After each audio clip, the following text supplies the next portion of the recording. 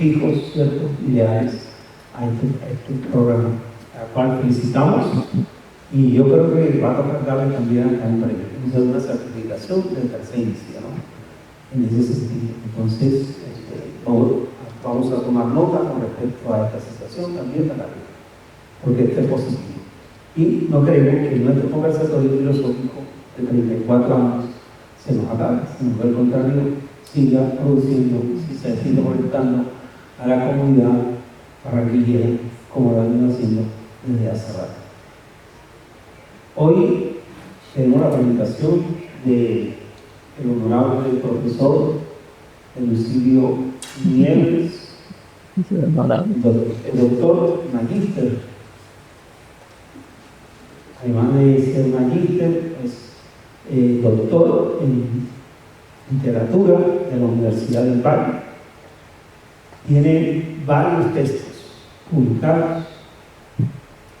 Uno de los tantos que recuerdo del diccionario griego, porque no, sí, muy interesante, un gran aporte a los estudiantes que se hizo.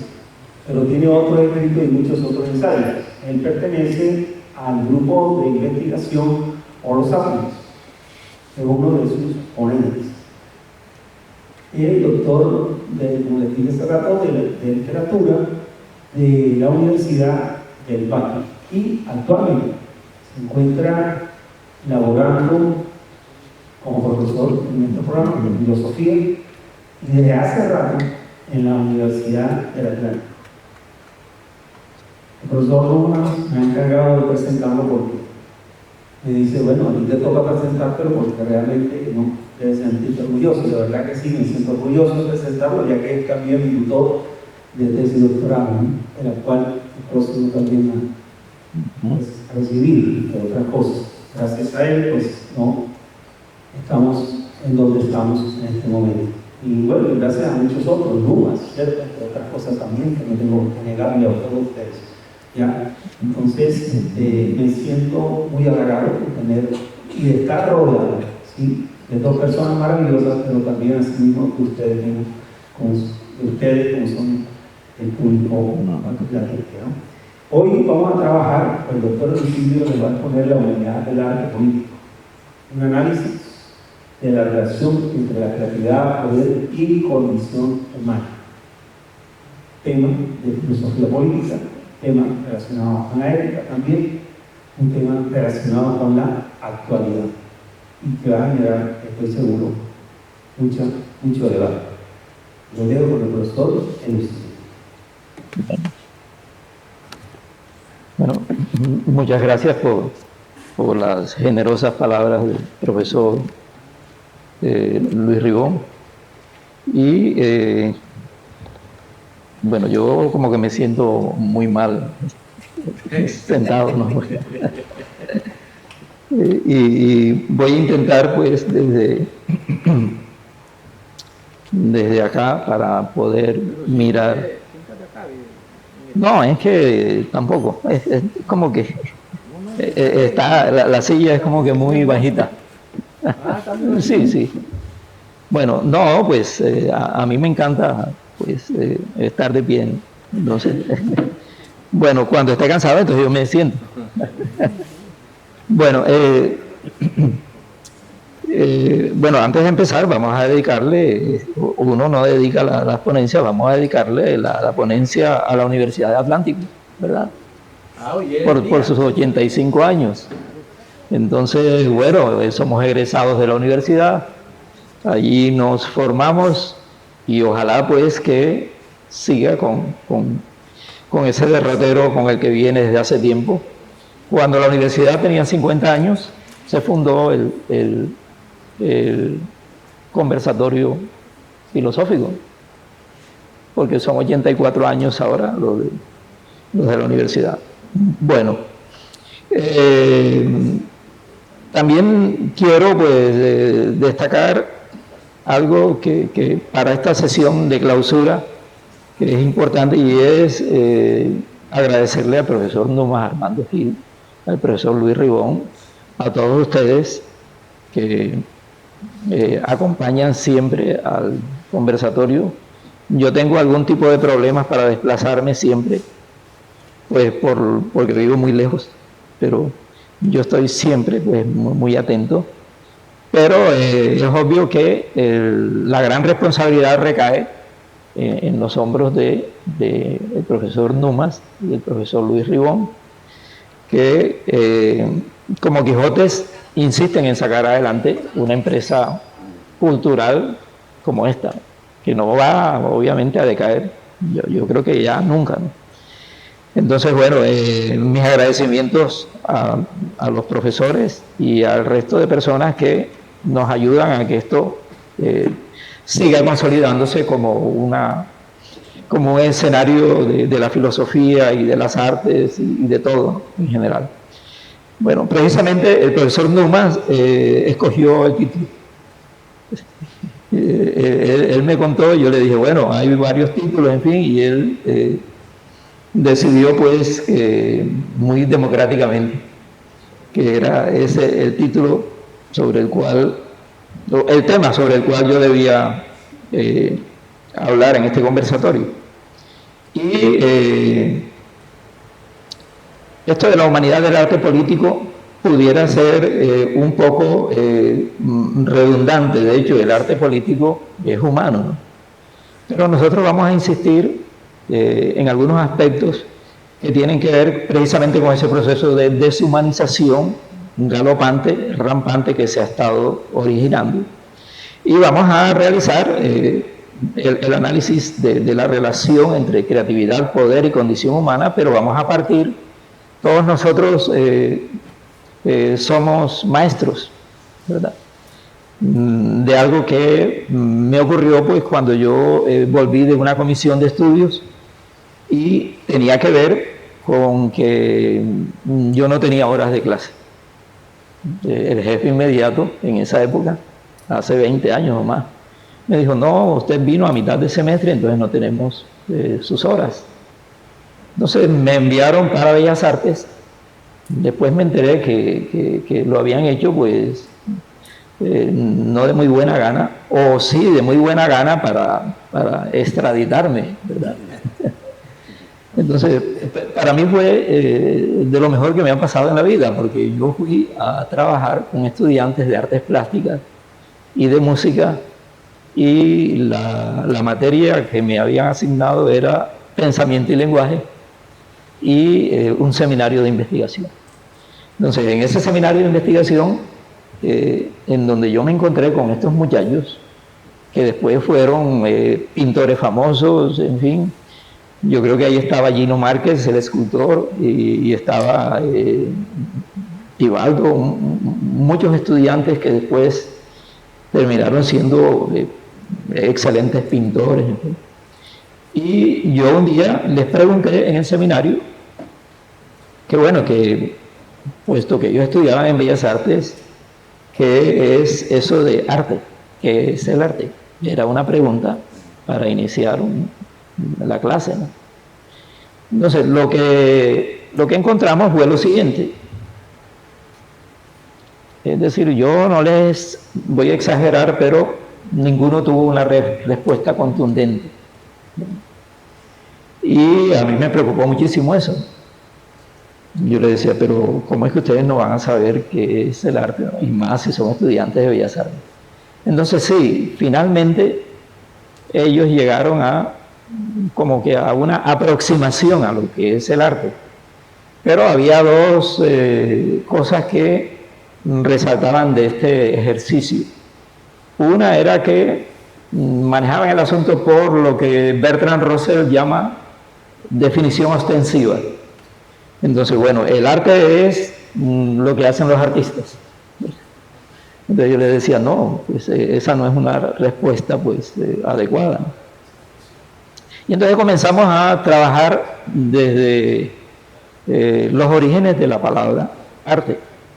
Y quedamos en que cada vez que ellos tuvieran que trabajar con un concepto, por ejemplo, el profesor Vives les ponía unos trabajos muy interesantes, el profesor Arrieta también, sobre cada una de estas escuelas de pintura.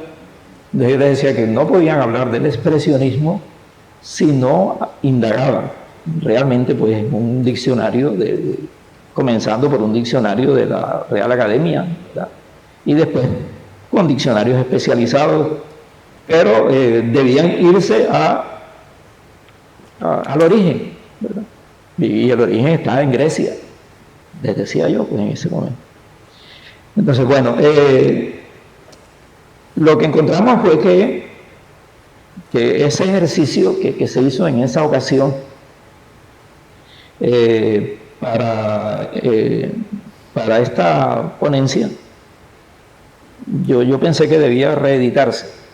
Entonces le preguntamos durante todo ese tiempo, porque el profesor nomás me dijo, te va a tocar el final, le preguntamos a muchas personas, yo perdí la cuenta, y tampoco llevé el rigor ese metodológico de encuestas, entrevistas estructuradas, etcétera, sino preguntarle a las personas comunes y corrientes, en todos los rangos de edades, hombres y mujeres, obviamente estaban niños, adolescentes, adultos, de ocupaciones, profesiones, oficios diferentes,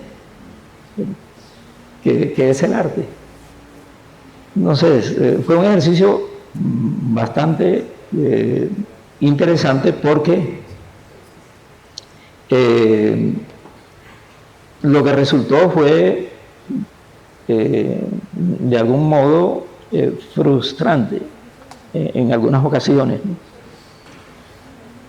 Pero esto nos daba a nosotros por lo menos una idea de lo que estaba pasando, o de lo que está pasando, porque eso es de ahora, ¿no?, con respecto al arte.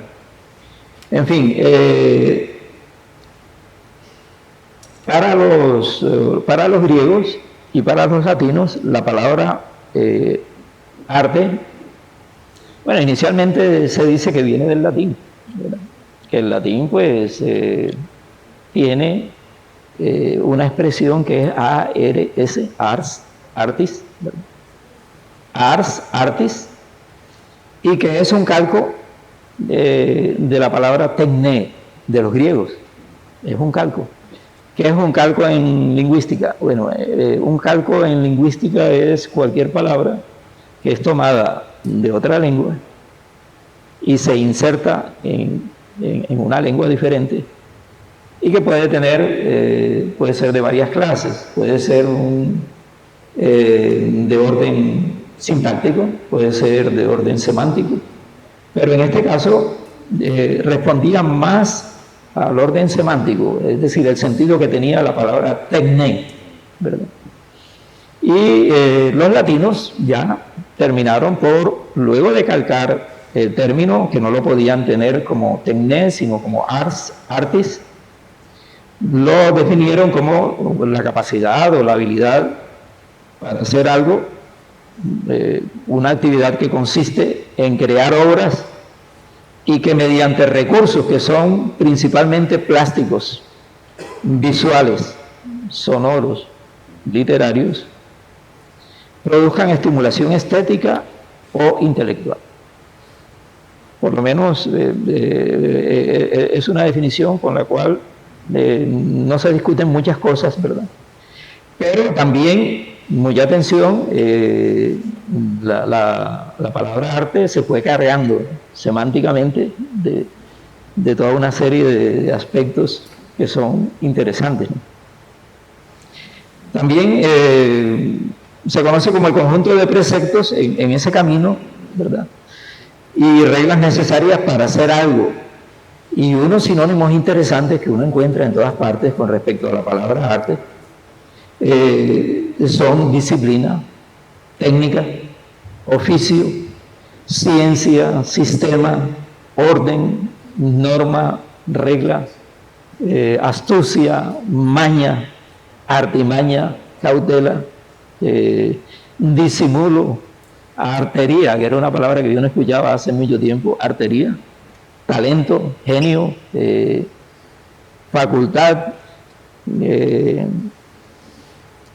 aptitud. Yo tengo una buena memoria, pero se me olvidan algunas. Actitud,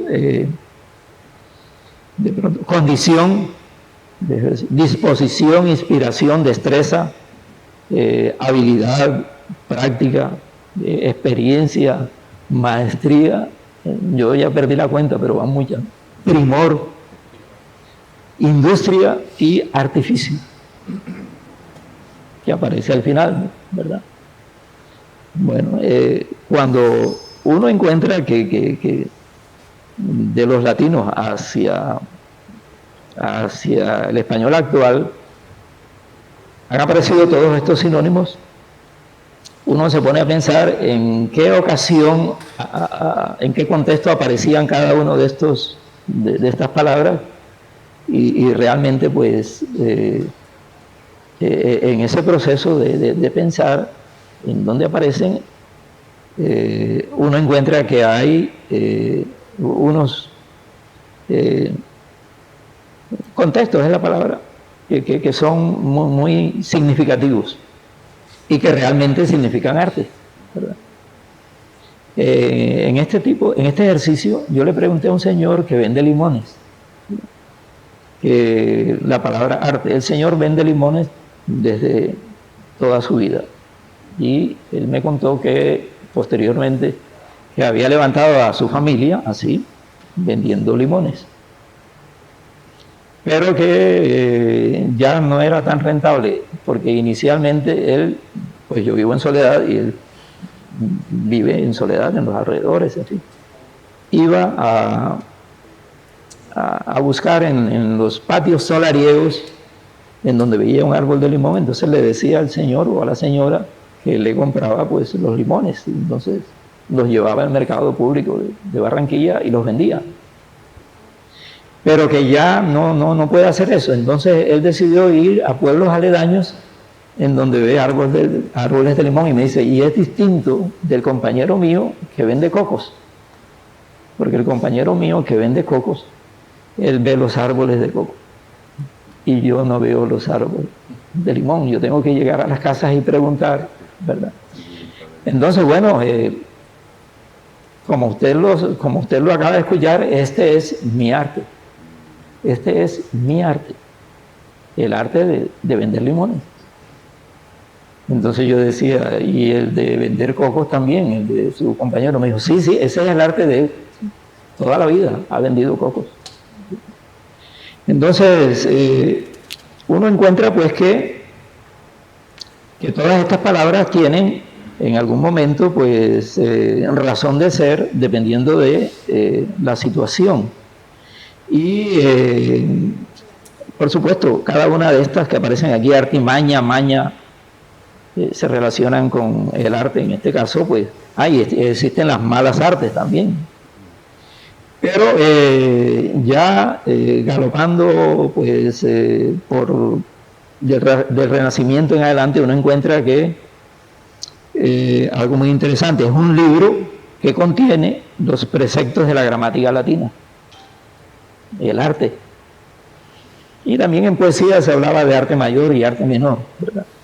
Pero el día en que Antonio de Nebrija le dice al obispo de Calatrava que le acompañe a visitar a Isabel la Católica para convencerla de que se pueda publicar una gramática de la lengua española, de la lengua castellana, él no está muy seguro de que la reina acepte.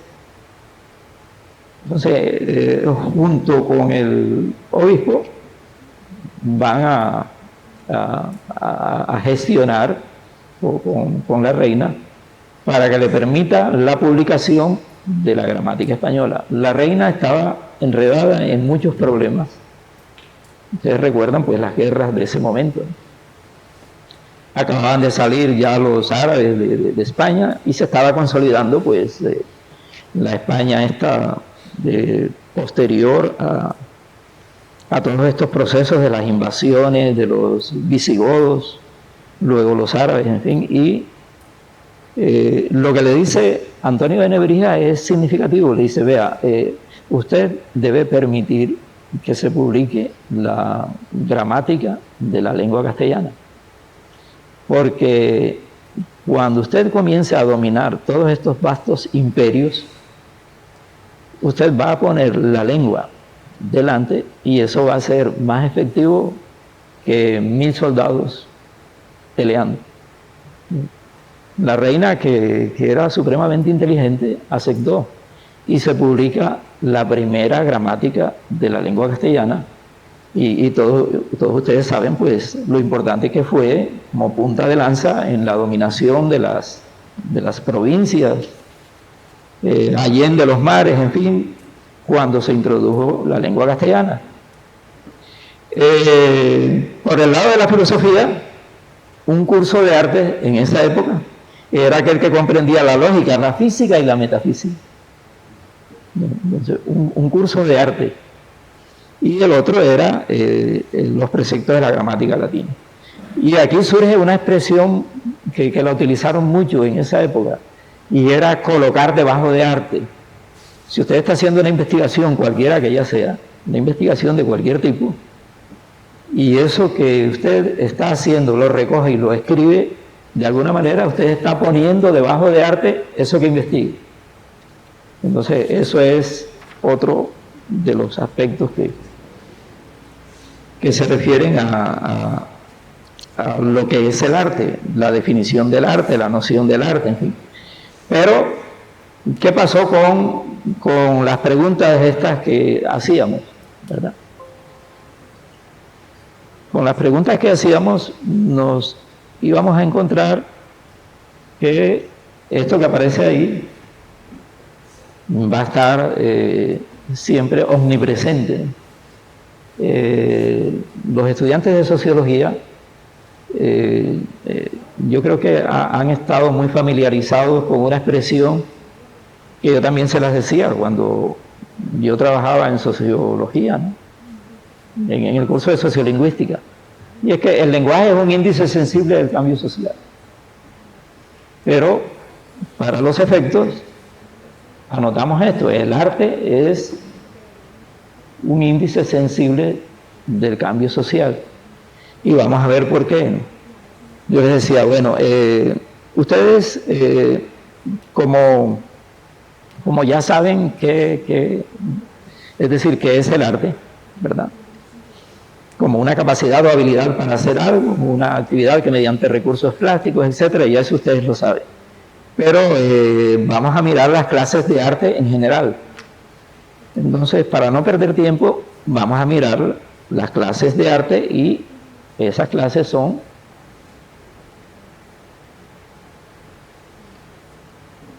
aquí está, las artes visuales, que aparecen ahí, las artes escénicas, la literatura, la arquitectura, el cine y animación, y las artes digitales. Y al lado está lo que sería la definición de cada una de ellas. Si de pronto ustedes no logran ver bien, entonces las artes visuales comprenden la pintura, la escultura, el dibujo, la fotografía y el diseño gráfico. Y eso lo tenían claro los estudiantes. Sí, profesor, nosotros sabemos que son artes visuales. Las artes escénicas, el teatro, la danza y la música, la literatura, la poesía, la novela, el ensayo, la dramaturgia, y así sucesivamente. Bueno, pero cuando se le dice bueno, y además de esas, pues están, ahí están las artes digitales, ¿no? Y esto es lo que tiene que ver ahora con la inteligencia artificial, y vamos a ver algo de eso. Estábamos precisamente conversando antes de comenzar sobre el problema de la inteligencia artificial. Bueno, cuando se le pregunta a todas estas personas qué dicen acerca, qué es lo que se piensa, qué es lo que piensan sobre las artes, entonces, independientemente de la edad, coinciden mucho en esto, y a uno comienza como que a aterrarse. Porque artes visuales, bueno, ya ustedes saben lo que son las artes. Ahora, un ejemplo de artes visuales, ya tienen la definición de arte. Entonces, un ejemplo de artes visuales, no la televisión. Artes escénicas, yo les aseguro que eso lo respondieron. Yo los tengo grabados. Los comediantes, los cuentachistes, Joselo, Lucho Torres, las telenovelas turcas. Entonces yo le preguntaba que por qué las telenovelas turcas, y la señora que me decía eso, que fueron hombres, mujeres, niños, me decía, vea, ahí hay unos actores y hay unas actrices que son muy bonitos. Muy bonitos. Esa era por lo que ella llegaba. En la arquitectura, perdón, en la literatura llama la atención pues las novelas, los libros. Pues había unanimidad con respecto a eso. No, las novelas, los libros. Pero arquitectura, los edificios y las casas de los ricos. Las casas de los ricos. Entonces yo le decía, ¿cómo así que las casas de...? Ah, bueno, yo escribí ahí las casas de lujo, pero alguien me había dicho las casas de los ricos. Entonces corrijo, es las casas de los ricos, de lo que aparecía originalmente. Entonces yo le preguntaba, y bueno, ¿y usted en dónde vive? No, yo vivo en Los Almendros. ¿Y su casa cómo es? No, es una casa, tiene 2 pisos, pero eso no es arquitectura. Eso no. Es muy pequeña, no, eso no tiene nada que ver. Las casas bonitas son, entonces, hasta me comentó en dónde vivían todos los políticos de aquí de Barranquilla, ¿verdad? En dónde vive fulano, en dónde vive sutana, en dónde vive... el cine y animación, también esto es preocupante, ¿no? Porque cine y animación, las películas, y esto es de la franja de los jóvenes, las plataformas Walt Disney, Marvel, Pixar, ¿verdad? Yo pensaba que me iban a hablar de las películas famosas estas, las que toda persona debe haber visto en su vida, ¿no? En fin. Y por último, las artes digitales, los memes, los celulares. Yo le preguntaba, ¿por qué los celulares? Dice, no, porque es que con los celulares uno toma una foto y a esa foto uno le pone un corazoncito y le pone unas cosas, y, ¿verdad? Y uno se la envía a un amigo, y ahí está. Y los computadores, obviamente. Entonces, partimos pues de un problema que tiene que ver con que hay unas falencias impresionantes, pues. Esto contrasta con lo que dice el ministerio. El ministerio tiene unos buenos lineamientos sobre la enseñanza del arte. Si usted lee en detalle, es muy bueno lo que tiene. Pero de lo que dice el ministerio a lo que están haciendo en los colegios, ¿verdad? Entonces, ¿por qué? Porque a veces alguien llega a un colegio, estamos hablando de la secundaria, yo trabajé en escuelas de secundaria, todos aquí trabajamos, ¿verdad? Y al profesor de matemáticas le hacen falta unas horas, y entonces el rector le dice, profesor, aquí las horas se las podemos completar con unas horas de arte, sí, que hay pues en séptimo F. Usted vaya allá, de cualquier manera, pues apenas para el otro año, en fin, y entonces la persona va a ir a arte. Es decir, eso nadie me lo discute, porque yo presencié ese tipo de cosas, igual con otras materias, en donde alguien que había estudiado ciencias sociales lo pusieron a que diera educación física, ¿verdad?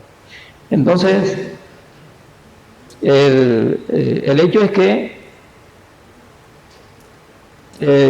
lo primero que hay que analizar es hasta dónde la enseñanza de las artes se está realizando como debiera realizarse, ¿verdad? Ya en el plano porque una persona en este proceso de indagación me dijo, bueno, te hablo de eso, pero no, yo quería contarle que yo sé del arte abstracto. Entonces, no, me parece bien, ¿verdad? Y vamos a mirar entonces qué es eso del arte abstracto. Y bueno, eso tiene que ver con las otras clases de arte, y entonces nos dimos a la tarea de mirar esto, que ya ustedes lo conocen, ¿verdad? El arte figurativo. Esto es para llamar la atención que ahora hay una empresa de cine aquí en Colombia que está dando todos los sábados unas películas sobre estos famosos pintores. Acaban de dar el impresionismo, creo que fue. Y fue una lástima porque nada más lo dan los viernes, los sábados y creo que el domingo. Y a uno se le pasa. Yo le voy a decir al profesor Ribón para que le envíe a todos ustedes la programación, porque ahí viene Rafael, están todos los grandes pintores. Y usted nunca va a tener tiempo de ir a Europa, y cuando llegue pues va a durar unos 3 o 4 o 5 segundos frente a la Mona Lisa, que es un cuadrito así pequeño, y no va, pero ahí eso es una visita guiada, es excelente. Entonces, bueno, a mí me llamaba mucho la atención, sobre todo el Jardín del Artista, de Claude Monet. Vamos a hablar acerca del arte contemporáneo, por eso es preciso aclararlo. Y esto es una explosión de colores. Ahí no hay muy buena definición, pero es una explosión impresionante de colores. Entonces, la primera pregunta es, ¿eso podría denominarse arte político? Sí, más adelante vamos a mirar por qué, ¿verdad? Bueno, esto que es este pintor es excelente, Jackson Pollock, y tiene ese cuadro que se llama Convergencia. Es el arte abstracto por el cual preguntaba la persona, a mí me gusta el arte abstracto. Bueno, ¿y qué autores? Me mencionaba algunos, pero él quería, si algún día se dedicaba a la pintura, realizar pues pinturas abstractas. Bueno, no busca imitar la realidad, para nada, pero expresa emociones, conceptos y la misma pregunta. Es decir, esto podría ser considerado arte político. En el momento en que aparece que es en 1952, eso tiene su razón de ser, obviamente. Bueno, seguimos de pronto. Esto es un divertimiento. Los estudiantes de Artes Integradas de la Universidad del Valle hicieron una exposición, un curso una vez, e invitaron a todos los profesores a que fuéramos allá. Había un muchacho que hacía de curador, y el muchacho era muy hábil mostrando todos los cuadros. Pues cuando yo estuve delante de eso, estuve tentado a preguntar, ¿no?, que por qué se llamaba la mosca, pero yo no lo hice. Pero alguien preguntó, ¿no? Entonces el muchacho le dijo, ya se fue. Las moscas son muy vivas, ¿no?, muy vivaces, no demoran mucho tiempo. Entonces, me pareció genial, pues esto de... Pero eso es el arte conceptual. La idea detrás de la obra es más importante que su ejecución visual. Igual esto se reitera, ¿no?, en los libros de historia del arte, en la parte de humor aparece mucho esto. Aparece una esquina y hay como una colita así, entonces, no, es un gato, y que no, acaba de cruzar. Y lo mismo, el famoso, el del tigre, ¿no?, un montón de rayas, y entonces no el tigre. ¿Por qué? Porque el tigre no es como lo pinta. Todo eso entra en el arte conceptual. Y hasta dónde, pues, en otras pinturas de arte conceptual hay una relación con lo político, pues también es lo que vamos a mirar aquí ahora. Bueno, el arte minimalista, que se enfoca en la simplicidad y la reducción a elementos esenciales, es muy interesante. Este, por ejemplo, de 100 viven y mueren, de Bruce Nauman, relativamente reciente, porque es del 84, plantea lo que ven a la derecha es algo en donde hay luces de neón que se encienden y se apagan. Y aquí no se puede leer, pero en inglés aparecen de este lado: alguien nace, alguien muere, alguien vive, alguien muere, alguien, de este lado. Y aquí también. O sea, son expresiones que tienen que ver con aspectos filosóficos. Alguien nace, alguien muere. Alguien ríe, alguien llora, etc. Y se ilumina. ese es un cuadro un poco difícil de traer aquí porque hay que presentarlo pues realmente como está concebido. Bueno, las manos que aparecen allá en apariencia son manos de personas muertas y tienen unos hilos que simulan el trabajo de títeres. Entonces es un cuadro pues muy famoso pues en la historia del arte contemporáneo.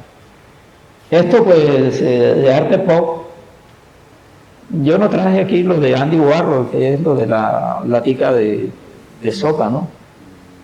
Porque es algo muy conocido. Pero bueno, cuando yo intentaba buscar para dar los créditos, entonces a mí se me ocurrió preguntarle a inteligencia artificial, vea ese cuadro, la inteligencia artificial me dijo, no, pues no le presta atención a eso. Exactamente así, no. Sí, no, eso es algo que alguien puso ahí, en fin, todo eso. Pero es parecido a lo que hacía Warhol, ¿verdad? Ustedes lo recuerdan, Marilyn Monroe, que es un ícono, que es genial, ¿no? Pues, se inspira en la cultura popular y los colores son muy vivos, siempre, y hacen referencia a los medios de comunicación. Se distingue por eso. Bueno, este lo traje para los compañeros filósofos. Un muchacho ahora habló el otro día sobre el cuadro de Esto no es una pipa, de Magritte, que ustedes lo conocen, es el más conocido. Pero yo les traje este porque, en fin, lo que se supone que es la lámpara es una vela que está enroscada como si fuera una serpiente. Y cómo hace para fumar si la pipa esa, ¿verdad? El humo a dónde va. Entonces Magritte era un genio, ¿no? René Magritte. Esto es de 1936. Bueno, aquí lo que hablábamos antes del arte digital, ¿no? Entonces este cuadro que aparece ahí es dibujado por el robot. El cuadro que aparece ahí lo dibuja el robot. Y ese robot además dibuja cualquier clase de pintura. Pero a mí me pareció sensacional tener este cuadro. Aquí no aparece bien definido, como que en la sala de la casa, porque es una explosión de colores, en fin, y lo hace supuestamente el robot. Y es la puesta en escena, se le dice al robot, vea, haga un cuadro, y entonces él lo hace en vivo y en directo delante de usted.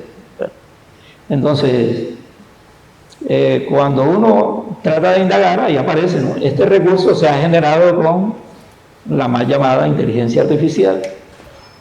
Puedes crear el tuyo propio utilizando nuestro generador de imágenes con la inteligencia artificial. Si tú quieres, puedes elaborar el tuyo propio. Cuando usted sigue haciendo eso, finalmente le dice, bueno, ahora esto vale dinero. Si quiere seguir, pague.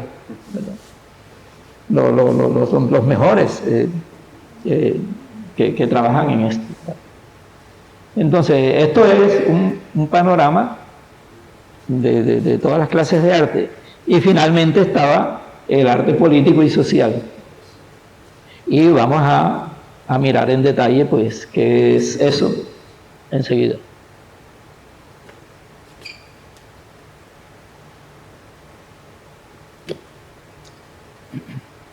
Bueno, lo que se concibe como arte político y social, bueno, siempre uno encuentra que los temas de protesta, activismo, la crítica a estructuras de poder, y entonces aquí viene la discusión. Realmente el arte político y social, como lo llaman algunos, debe necesariamente reflejar de manera directa la protesta, el activismo y la crítica, o lo puede hacer por otras instancias. Eso es una discusión que se mantuvo durante mucho tiempo en Francia y Jacques Rancière, un filósofo muy reconocido, que nació en 1940, yo no sé, yo creo que él está vivo todavía, ¿no? Él fue alumno de Althusser y trabajó con Balibar y todos estos filósofos franceses contemporáneos, pero se interesó mucho y yo le decía a los estudiantes de Bellas Artes, ustedes deberían tener un seminario pues con lo que decía Rancière, porque tiene 10 o más libros que refieren directamente. Por ejemplo, El espectador emancipado es un texto que un estudiante de artes debería leer, El espectador emancipado, y hay muchos otros. Bueno, entonces, el arte político es una forma de expresión que busca generar conciencia, eso es lo que suele decirse, reflexión o el cambio social a través de cualquier manifestación artística. Y en ese orden, pues, vamos a encontrar que cuál es el papel de cómo se relaciona el arte con la política. Necesariamente hay que hablar acerca de la relación que hay entre la política y el arte contemporáneo, porque es algo que está en el título, ¿no? Entonces, lo que encontramos enseguida es que esto que aparece pues es un catálogo y aparece pues en la portada. La mano del artista del 2017 es muy reciente. Sería pues una muestra de eso, ¿no? Pero aquí ustedes pueden mirar también que hay muchas de las clases de arte que se dijeron ahora que podrían confluir, ¿verdad? Eso podría ser conceptual, podría ser hasta donde es figurativo, por supuesto, es una mano, y ahí está. ¿Qué significa eso? Surrealista no tanto, ¿no? ¿Verdad? Pero sí pudiera ser, y minimalista también, porque es una mano nada más. Entonces, lo que uno encuentra cuando se intenta caracterizar el arte político es que, bueno, indudablemente uno llega de manera muy rápida a que hay un mensaje ideológico o social. O sea, la intención es clara, hay que transmitir ciertas ideas que sean políticas, sociales o económicas y que estén en contra de alguien. La crítica y protesta. Van a ver unos ejemplos de esto, porque a menudo pues la denuncia de injusticias, desigualdades o eventos históricos tiene mucho que ver con esto de la crítica y protesta. Se utilizan símbolos y metáforas. La gente a veces no entiende, ¿verdad? Ciertos mensajes que tienen un hondo sentido político, ¿verdad? Y que son manifestaciones artísticas. Y eso se da precisamente porque no... bueno, en estas circunstancias el pintor pretende que sea explícito, pero quien recibe el mensaje no tiene la suficiente, como digamos,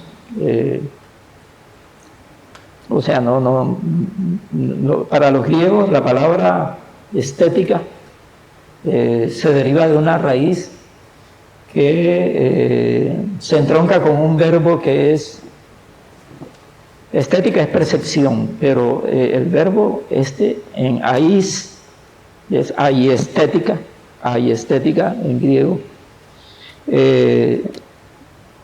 simboliza percibir, separar, percibir, mirar bien en detalle, ¿verdad? Y luego entonces lo de la percepción y la percepción de lo bello, etcétera, sería la estética. Entonces, vamos a encontrar que esto de símbolos y metáforas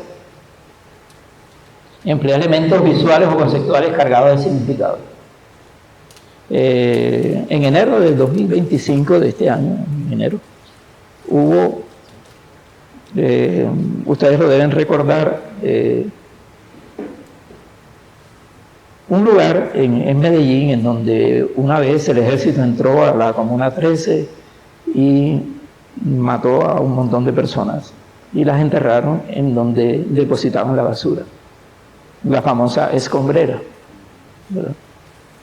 Y siempre hubo una negación por parte de la gobernación de Antioquia, de la alcaldía de Medellín, para buscar ahí cadáveres que mucha gente decía que los habían enterrado ahí, que estaban debajo de muchas toneladas de basura.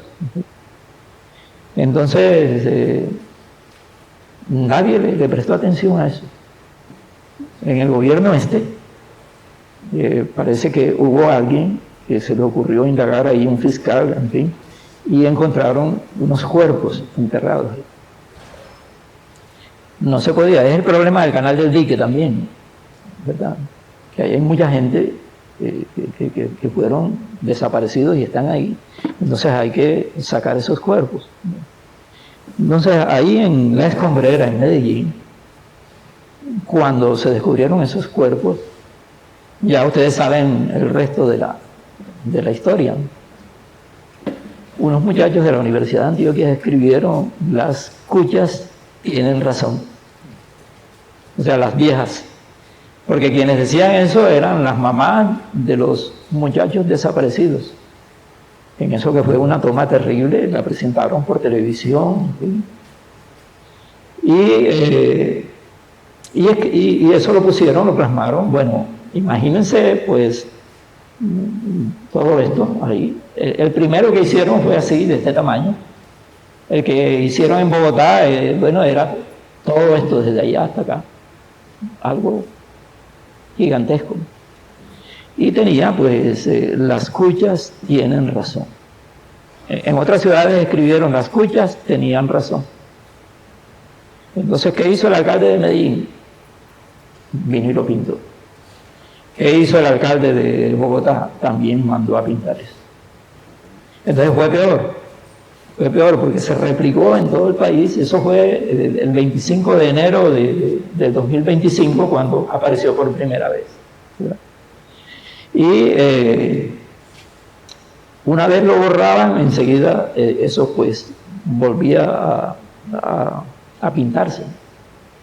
Entonces eso era un tipo de manifestación de arte político, ¿no? De crítica abierta, protesta, pero también algo simbólico y una metáfora, porque alguien decía: pero qué dañino va a ser una expresión que dice que las viejas tienen razón. Eso no tiene nada, ¿no? Bueno, el hecho es que el alcalde de Medellín mandó a quitar eso y hubo un problema serio, y Federico Gutiérrez y Galán, ¿no? Es decir, uno, cada vez que se acuerda del papá de este muchacho Galán, a uno le da cierta cosa, ¿no? Pues, de los Galán. Sí, sí. ¿Cómo? Ah, sí, está ahí, ¿no? ¿Verdad? Y venden la cédula está en todas partes, en Medellín, en fin, la cédula de... Bueno, pero además de eso, pues, dice, junto con Rancière y otros, debe haber también una interacción con el contexto.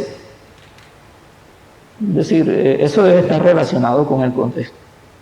Entonces, las cuchas tienen razón en una calle de Lima.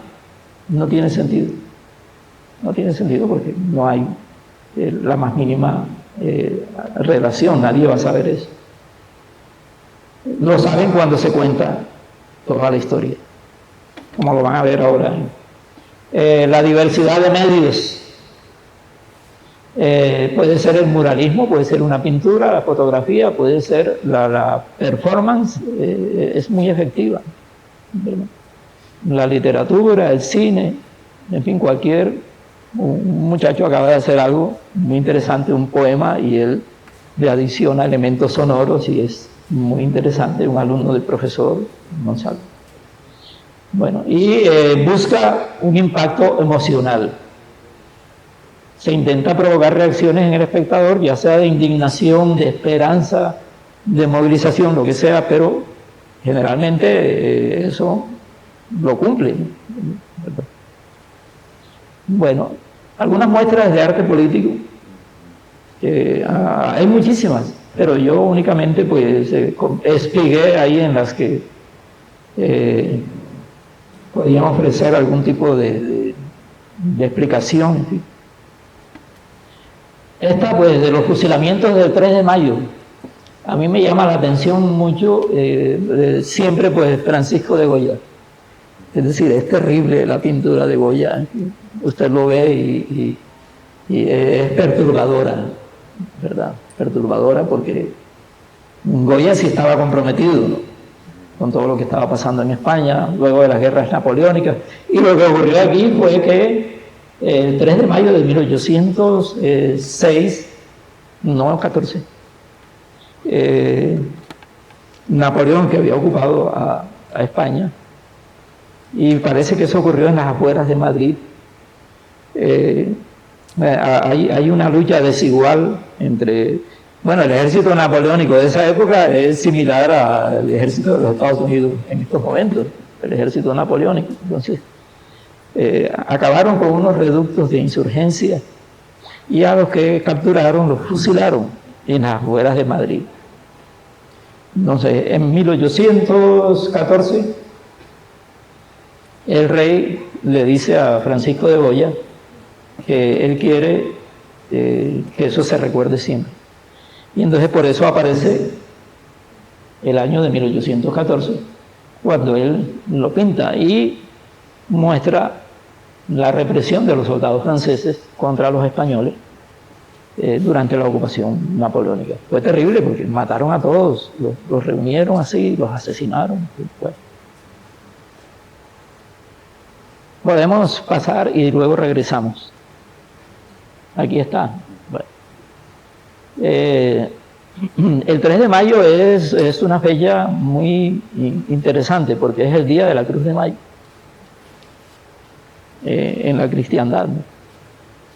Y de todos los que están fusilando, pues hay alguien que tiene una camisa blanca y tiene las manos en cruz. Entonces es una alusión, ahí hay una carga impresionante de todo, si lo observan en detalle. Entonces, una vez que ellos disparen, la camisa se va a teñir de sangre. Se aprecia la sangre de los que están aquí en el suelo, ¿verdad? Y Goya pues plasmó eso, como plasmó también otros que son horribles, terribles. Bueno, esto es de un contenido político muy claro, a pesar de que a Francisco de Goya le hubiesen pagado pero eso lo vamos a aclarar ahora. Le hubieran pagado y le pagaron bastante dinero para que hiciera eso, ¿verdad? Obviamente, eso tiene una explicación. Bueno, del Guernica, que es muy conocido, no vamos a hablar porque ese cuadro pues aparece en todas las pinacotecas, en fin. Pero es un grito de protesta contra el bombardeo de la ciudad esta de Guernica durante la Guerra Civil Española. Hay uno muy interesante que es el de la rendición de Breda, de Diego Velázquez. Hubo un problema entre España y Holanda en los Países Bajos. Y finalmente España ganó la guerra y se rindieron en esa localidad, en Breda. Pero entonces lo que se manifiesta ahí es un momento idealizado de la diplomacia y la rendición, porque contrariamente a lo que dice Francisco o lo que pinta Goya, esto es otra cosa. Pero es arte político también, obviamente. Bueno, aquí se aclara lo que ocurre. De este lado están los españoles y de este lado están los de los Países Bajos.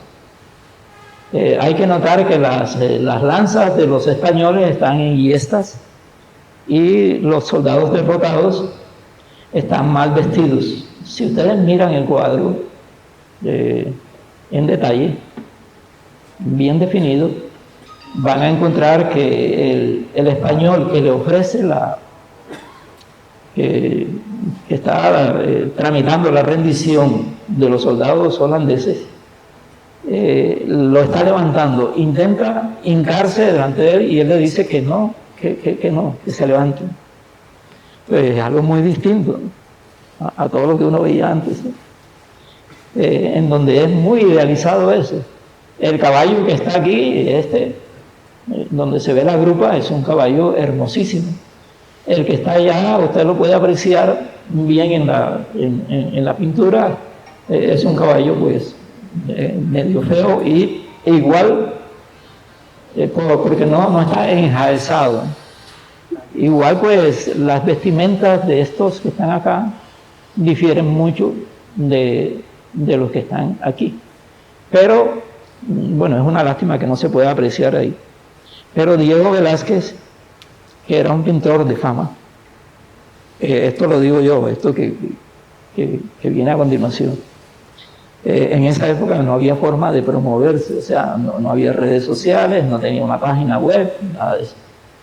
Pero Velázquez, en las Meninas, aparece él y está diciendo, oiga, yo soy el que pinto estos, además de todos los análisis que se han hecho sobre las Meninas, lo que hizo Foucault y lo que todo el mundo, además de eso, él le está diciendo al público, yo soy Diego Velázquez y yo pinto estos cuadros, contrátenme, es decir, me pueden contratar. Entonces yo duré como media hora intentando mirar qué había, porque era tan famoso el cuadro de la rendición de Breda, y es que aquí aparece él y está mirando a el espectador este. Pero además aquí aparece otro. Y además aparece otro, la misma cara, ¿no? Entonces no perdía tiempo, ¿no? Se promocionaba. Además de firmar los cuadros, obviamente, y eso fue algo que se reiteró durante todo el tiempo, se reitera en la historia del arte. Por eso es por lo que uno encuentra que estos cantantes vallenatos lo dicen, se menciona el nombre. Yo no sé si no más se acuerda de cuando íbamos a buscar a Juancho Polo ahí enfrente del cementerio Universal y nos lo llevamos para la universidad para que tocara a Juancho Polo Valencia. Estaba muy borracho, en fin, entonces entre Oscar Darío Cárdenas, el profesor de diseño de la universidad, ¿verdad? Y muchos otros buscaban a Juancho Polo Valencia para que fuera a cantar. Y obviamente había que, él empeñaba la acordeón, entonces había que pagarle la plata para que la sacara del empeño. Pero a nosotros no se nos olvida nunca que él mencionaba siempre su nombre. Sí, este es Juancho Polo en mi tierra, en la tierra y fuera de ella. En fin, Juancho Polo Valencia y tal, siempre si no decía Juancho Polo Valencia, decía Valencia, ¿verdad? Entonces, y lo mismo Alejandro Durán, ¿verdad? Alejandro Durán, que ese negro sí toca, que ese sí come nota, ¿verdad? Durán si no se va, si la fiesta sigue, o sea, siempre aparece el artista ahí. Entonces, obsérvenlo en detalle y van a encontrar a Diego Velázquez aquí y este. Y este, como era un excelente pintor, le sigue la mirada a usted. O sea, si usted se desplaza hacia acá y mira en el cuadro real, él lo está mirando a usted. Que es algo muy famoso en pintura. De quien lo maneja, pues, en los cuadros estos de los grandes pintores. Entonces, bueno, continuamos con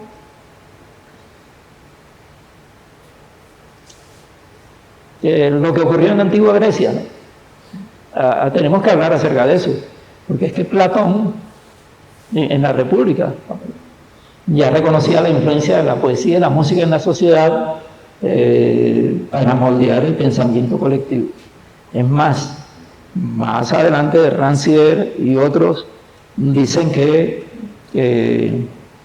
Platón realmente censuraba algunas manifestaciones artísticas porque iban en contra del ideal que se tenía del Estado y además en esa época era un Estado muy conservador, ¿verdad? Pero él estaba de acuerdo en que debían censurarse algunas expresiones artísticas porque atentaban contra el Estado.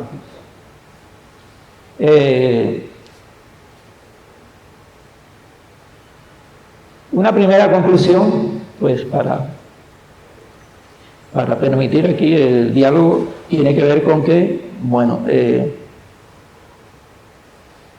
arte contemporáneo es un espacio dinámico donde la política global se entrelaza de manera natural con la creatividad. Eso no admite discusión. Pero esto de la creatividad hay que tomarlo con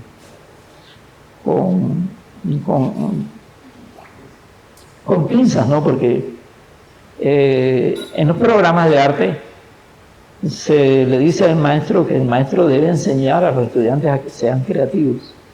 Entonces la creatividad no se enseña en forma alguna. Para los griegos lo que había que hacer era exponer al muchacho, y eso está en la Paideia, a toda una serie de impresiones, de manifestaciones, en fin.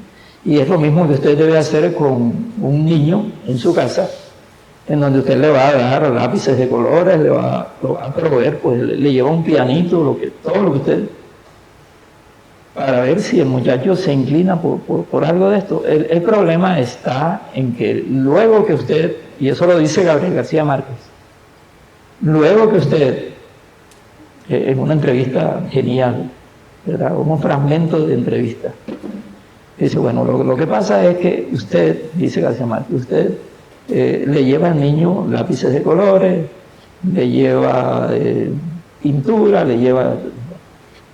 Y le lleva un instrumento musical y para que el niño toque y todo eso. ¿Y qué pasa? Cuando el niño crece, que el niño dice que quiere ser pintor, el papá le dice, no, tú no vas a ser pintor. No, tienes que ser ingeniero. No, que yo voy a ser músico, no. Pues. Entonces, ¿qué fue lo que hizo antes? ¿Verdad? Para los griegos la creatividad dependía más. Es como el problema de estas universidades locales que enseñan, y lo tienen en su plan de estudios, enseñamos a liderazgo, a que sean líderes en su campo. Bueno, ya saben que para los griegos y en la Paideia no era eso el objeto. El objeto era que fueran ciudadanos de la polis. Y eso era suficiente. De ahí podían ser líderes en adelante, pero no enseñarles a ser líderes. Entonces usted, bueno, va a egresar de aquí, de la Universidad de X, y va a ser gerente de un banco. Usted, como médico, va a salir de aquí y va a ser el director de una clínica.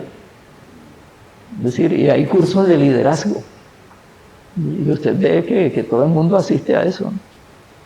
Bueno, en las universidades, aquí en Barranquilla, en muchas, ¿verdad? Yo siempre, pues, tenía problemas con eso. Entonces, el aspecto este de la creatividad estaba muy claro en los griegos. y debería ser algo espontáneo, ¿verdad? Que naciera una vez que la persona hubiese sido expuesta a muchas sensaciones, manifestaciones, etc. A lo largo de la historia, los cambios en el ámbito político han influido profundamente en los temas que los artistas abordan en sus obras.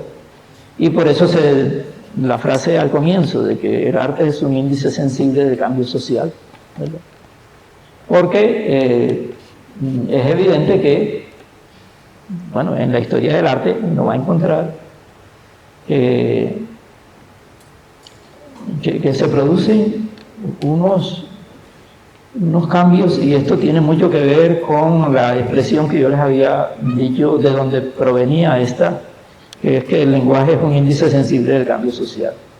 Entonces yo suelo decirle a los estudiantes que cuando ellos entran a primer semestre hablan de una manera, pero cuando ya están en sexto semestre han cambiado fundamentalmente, ya no son los mismos. Usualmente eso se emplea a menudo.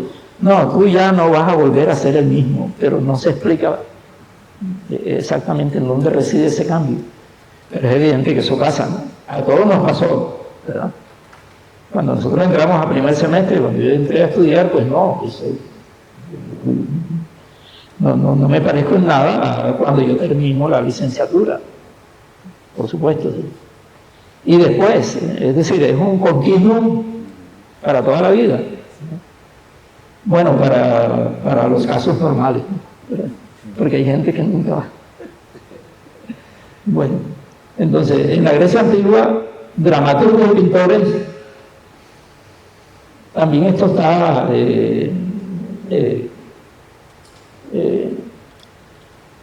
hay que leer a Suetonio, hay que leer a el otro historiador, ¿cómo era?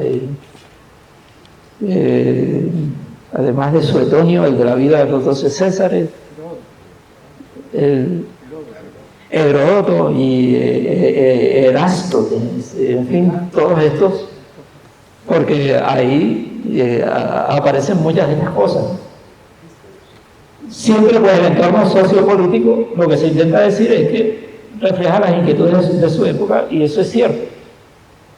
El que aquí en Barranquilla haya unos programas de radio en donde el locutor y a nivel nacional tienen que tener una franja de humoristas que dice chistes verdes, eso es un problema serio, pues en lo que tiene que ver con que el lenguaje es un índice sensible del cambio social, en este caso de involución, ¿verdad?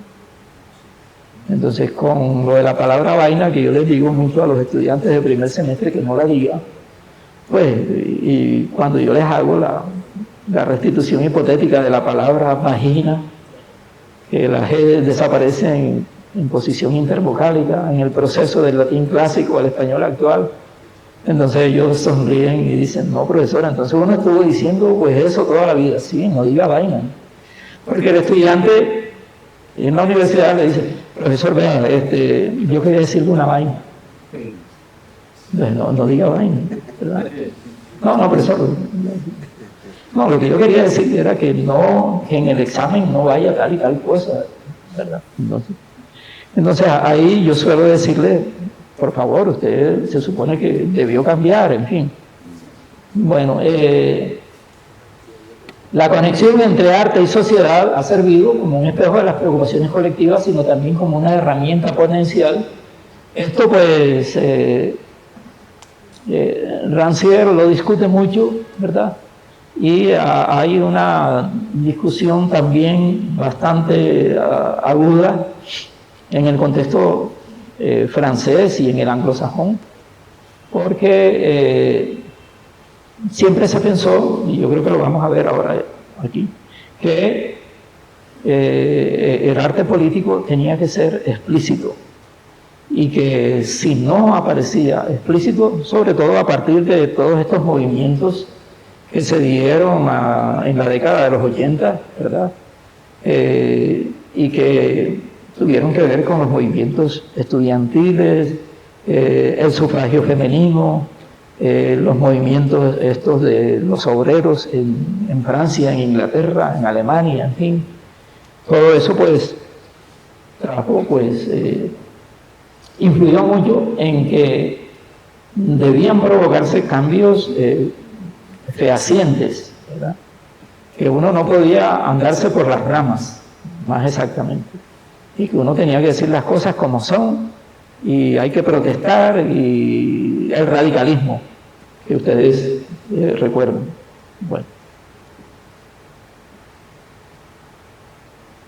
Bueno, esto es como que el apéndice, ¿verdad?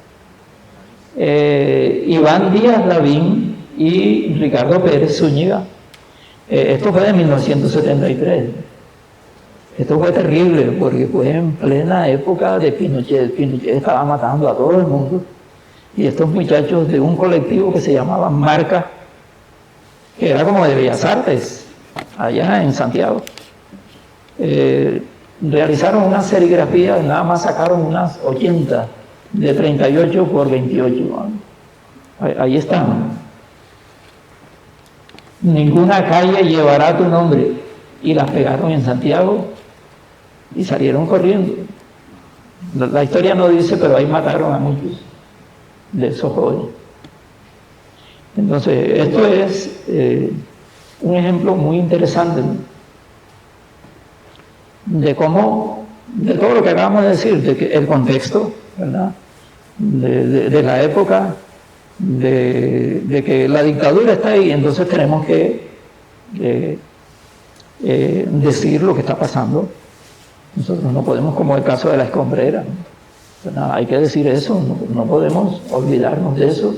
No puede ser que la gente pues ande pensando en otra cosa. Vea, esto no puede ser, y esto es una metáfora. Es decir, no pudieron haber dicho, ¿qué pudieron haber dicho? Pinochet es un asesino. Pinochet es un asesino, y perdía todo la carga simbólica.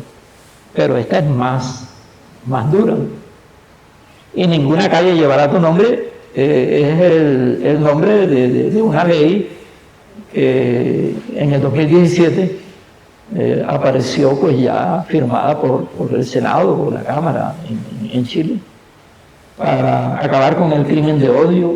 Entonces, lleva el mismo nombre. Pero en 1982 fue cuando un fotoperiodista holandés rescata esto y lo lleva a Europa y lo muestra. Bueno. Aquí está aquí está. Y aquí. Iván Díaz Lavín y Ricardo Pérez eran profesores egresados de la Universidad de Concepción. Fueron 200 las impresiones, de 28 por 28. Entonces, eso es un símbolo muy... Este es el mural de Las Cuchas Tienen Razón, que es de 2025. Este es en Bogotá. Y ahí lo acababan de pintar. Galán mandó a que lo pintaran, y los muchachos de todas las universidades en Bogotá fueron y lo repintaron. Bueno. Bansky, que es un artista pues que es algo difícil pues que usted en Londres no lo vean hacer un cuadro, ¿no? Pues, en la noche, en el día, en fin. Entonces, Bansky es una leyenda, ¿no? Se supone que él ya lo lleva y lo que hace es con aerosol, pero no han podido descubrir, dicen, ¿verdad? Se hizo famoso por el cuadro aquel que desaparecía pues en una máquina que cortaba papeles, ¿verdad? Y es un fenómeno pues en lo que tiene que ver con el arte político, porque él sí lo hace de manera directa, ¿verdad? Bansky. Cuando asistíamos a estas películas, sobre todo la de Bernini, los arquitectos famosos, Bernini y Borromini, ¿verdad? Bernini pues eh, era apadrinado por el Papa de la época, del momento, ¿no? Y ganaba mucho dinero. Las intrigas que había en el papado, pues, pasaban por el orden del arte. O sea, cuando Bernini cae en desgracia es porque el Papa, creo que es Inocencio X o algo así, le gusta más la pintura. Pero Bernini era, además de arquitecto, era excelente pintor y mejor escultor. Y entonces el famoso éxtasis de Santa Teresa, que él lo compone entre 1644 y 1652, hasta donde correspondería a lo que se considera como arte político. ¿Hasta dónde? El problema es el contexto en el cual sale la obra. Obviamente la discusión tiene que ver, ya habían grupos anticlericales en esa época que le iban a caer encima al papado por aparecer esto. Porque obviamente Santa Teresa, que es una mística, para mucha gente eso no era misticismo, eso era otra cosa, ¿verdad? Y todo el mundo dice que la pintura es la de un orgasmo, todo el mundo, pues en ese momento. Pero alguien dice, bueno, si eso hubiera sido así, el Papa no lo hubiera permitido, ni hubiera promovido eso. Porque no solo fue esta es la que uno conoce, ¿verdad? Yo asistí una vez en el Museo de la Tertulia, allá en Cali, a una exposición de manos, nada más, manos. Bueno, el tema era el erotismo, pero todo era en fotografías en blanco y negro en donde había manos, y mayoritariamente de mujeres. Y se suponía que eran manos en el momento del orgasmo. Entonces estaban retratadas las manos, ¿verdad? En unas fotos gigantescas a lo largo de todo. Yo recuerdo que alguien decía que eso era perturbador, ¿no? Era perturbador porque... pero sí, todo el mundo se detenía a ver eso. Entonces alguien dijo, pero aquí no hay manos de hombres. Y el curador dijo, no, sí, hay manos de hombres, vea, aquí. Entonces era la mano de un hombre apretando el muslo de una mujer, enterrando la mano así, ¿verdad?, sobre la carne. En todo caso, la exposición tuvo mucho éxito y fue bastante gente, y en el país, en Occidente, salieron las notas promocionándola. Yo no recuerdo ni quién era el autor, pero eran fotografías reales. Y no era pornográfico, porque nada más eran las manos de las personas, ¿verdad? Sobre todo las sábanas, en fin. Entonces, ¿por qué les cuento esto? Porque la próxima escultura que él va a hacer es la del éxtasis de la beata Ludovica Albertini, que también es un encargo. Entonces, ¿por qué el Papa acepta eso? Porque el Papa dice que eso es una manifestación mística. Y él dice, por favor, eso es algo muy propio de la Iglesia, y eso no lo entiende nadie, distintos a nosotros. Es más, Santa Teresa se quejaba de que ella había sufrido mucho a partir de que nadie entendía cómo así que usted sentía la presencia de Dios en su interior, en fin, y no es otra cosa. Y eso le molestó mucho a ella, y decía que era una incomprendida. Decía, no, eso ninguno de ustedes lo siente. Es decir, mi vínculo con Dios es único, nadie lo va a entender jamás. Entonces, en esto es un fragmento, porque la composición es más grande, ¿no? La gente intenta mirar las manos de esta escultura, ¿verdad? Yo no encontré pues como que en las manos, porque alguien decía que la clave está en las manos. Es decir, si ella está teniendo un orgasmo, entonces las manos deben tener también en la composición de la escultura. Pero yo no encontré como que... en la boca. Bueno, pero la que hace después sí es el éxtasis de la Beata Ludovica. Eso que ven acá abajo es el catafalco en donde está enterrada la Beata Ludovica, ¿verdad?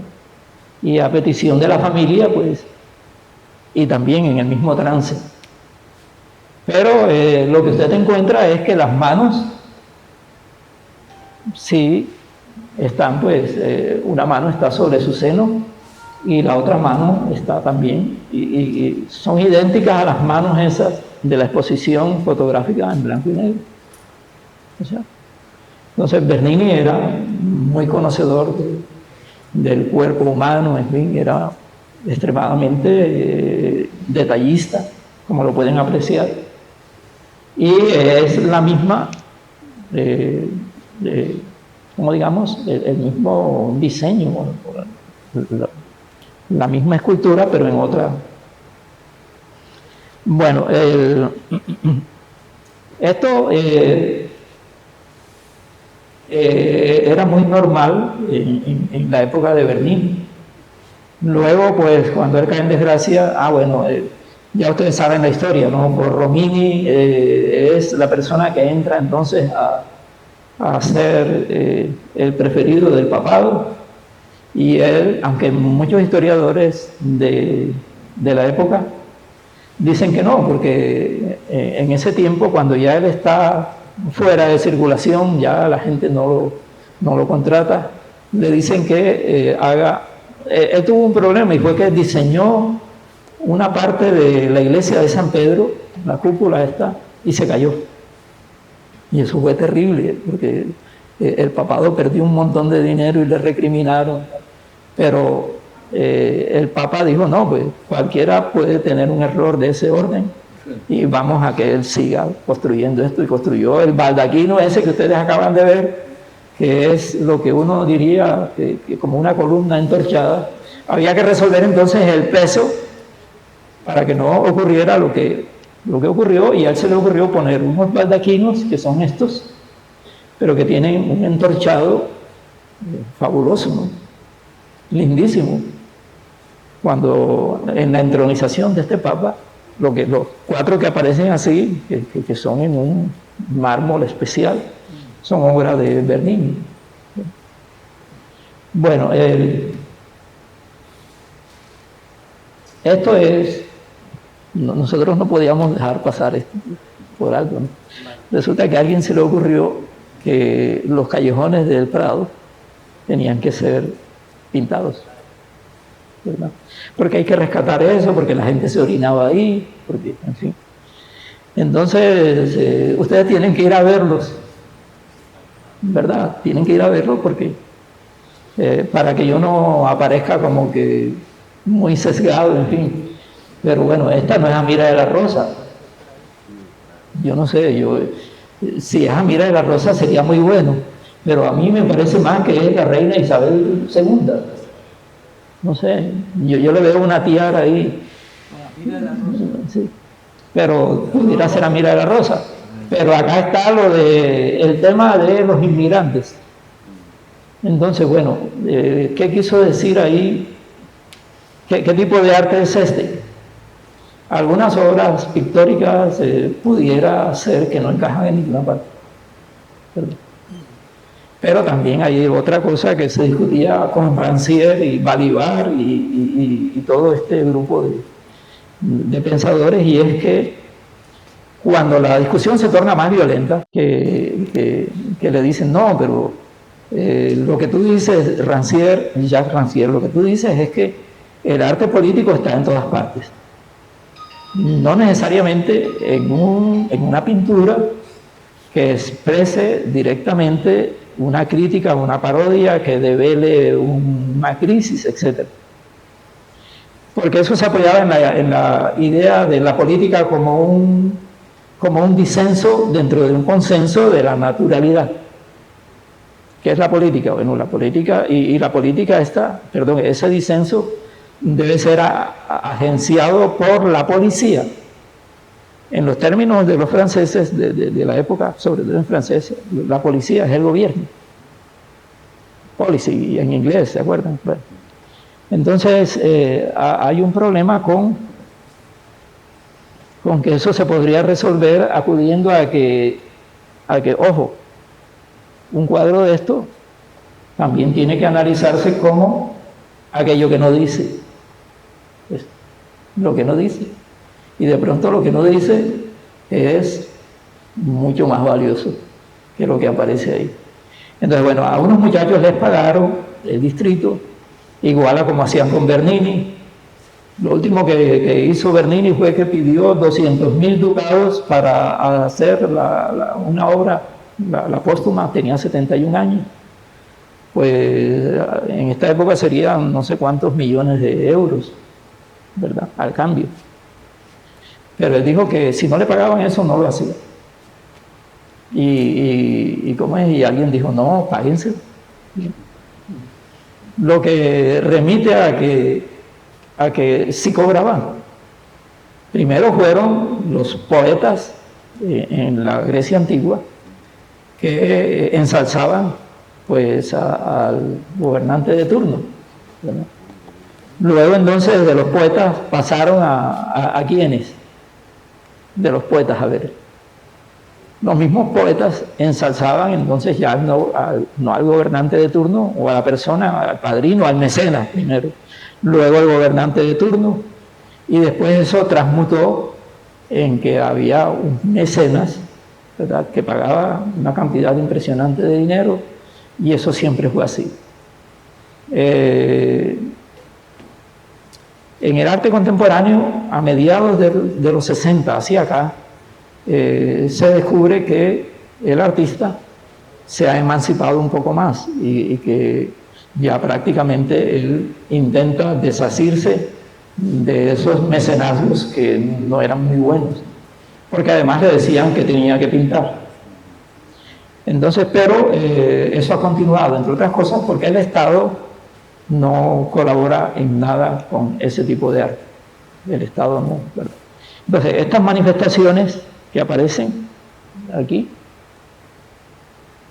esa es una niña que está escribiendo. Allá detrás hay un edificio y dice Pompeya, una famosa fábrica de baldosas. Una fábrica de baldosas en Barranquilla, que fue muy famosa, ¿no?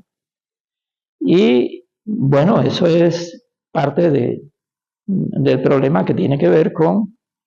hay muchas otras cosas más, pero yo creo que podemos dejar aquí para avanzar en la discusión. Muchas gracias.